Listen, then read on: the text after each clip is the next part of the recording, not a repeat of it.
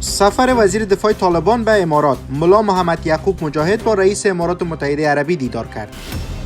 اظهارات عجیب وزارت تحصیلات عالی طالبان در مورد سطح امتیاز علمی افرادشان. ندا محمد ندیم میگوید که درجه امتیاز علمی یک طالب به تعداد ماین‌هایی است که منفجر کرده است. ادامه کمک‌های نقدی جهان به افغانستان. یک بسته 40 میلیون دلاری دیگر به کابل رسید. و نگرانی سازمان ملل از تولید مواد مخدر در افغانستان. یونما میگوید که افغانستان منبع 85% تریاک جهان است.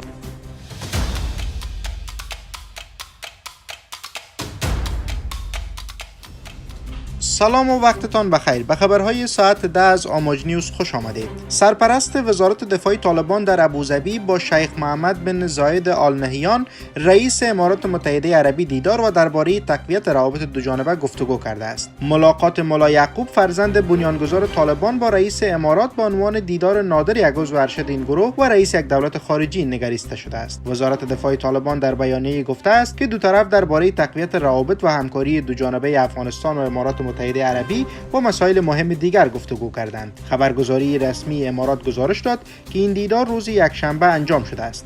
این خبرگزاری تصاویر از این دیدار منتشر کرده که در آن انس حقانی یک عضو ارشد شبکه حقانی و طالبان حضور دارد. طالبان سالها دارای یک دفتر سیاسی در قطر بود و اعضای ارشد این گروه معمولا از آنجا با مقام‌های خارجی ملاقات می‌کردند. دیدار ملا یعقوب با رئیس امارات متحده عربی در حال صورت می‌گیرد که طالبان در ماه سپتامبر با یک شرکت اماراتی درباره مدیریت میدان‌های هوایی افغانستان قرارداد را امضا کرد. قطر و ترکیه دو رقیب جدی دیگر امارات بودند که پیشنهاد اداره میدان هوایی افغانستان را داده بودند. منابع به رویترز گفتند که امارات متحده عربی مایل است تا از طریق قرارداد مدیریت میدان‌های هوایی افغانستان با نفوذ قطر در این کشور مقابله کند. قطر از بازیگران مهم افغانستان در سالهای اخیر بوده و نقش مهم در امضای توافق صلح بین امریکا و طالبان داشته است. توافق صلح 2020 امریکا و طالبان در دوحه امضا شد که به باور بسیاری زمینه ورود طالبان به قدرت را فراهم کرد. حکومت طالبان از سوی هیچ کشور تا اکنون به رسمیت شناخته نشده است.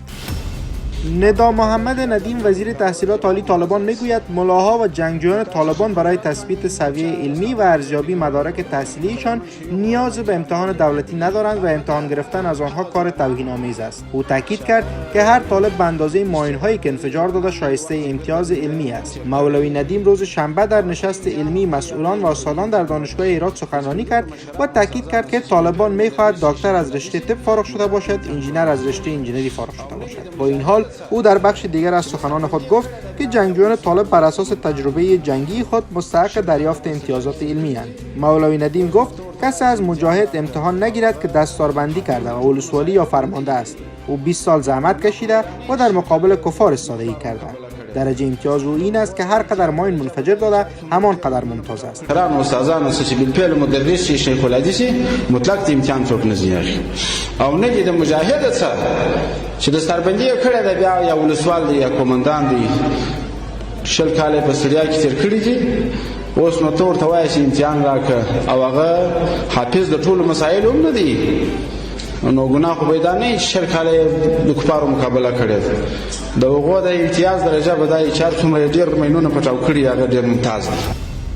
بانک مرکزی تحت کنترل طالبان روز دوشنبه بار دیگر از دریافت یک بسته کمکی 40 میلیون دلاری خبر داد. در اعلامیه بانک مرکزی آمده که این پول به یکی از بانک‌های خصوصی تحویل داده شده است. طالبان میگوید که این کمک‌ها در قالب کمک‌های بشردوستانه به افغانستان ارسال می‌شود، اما چگونگی مصرف این کمک‌ها روشن نیست و طالبان تا اکنون نگفته است که پول رسیده چطور مصرف می‌شود. یکی از نگرانی‌ها و انتقادهای جدی نهادهای حقوق بشری این است که پول‌ها نباید زیر نام کمک‌های بشردوستانه در اختیار طالبان قرار گیرد.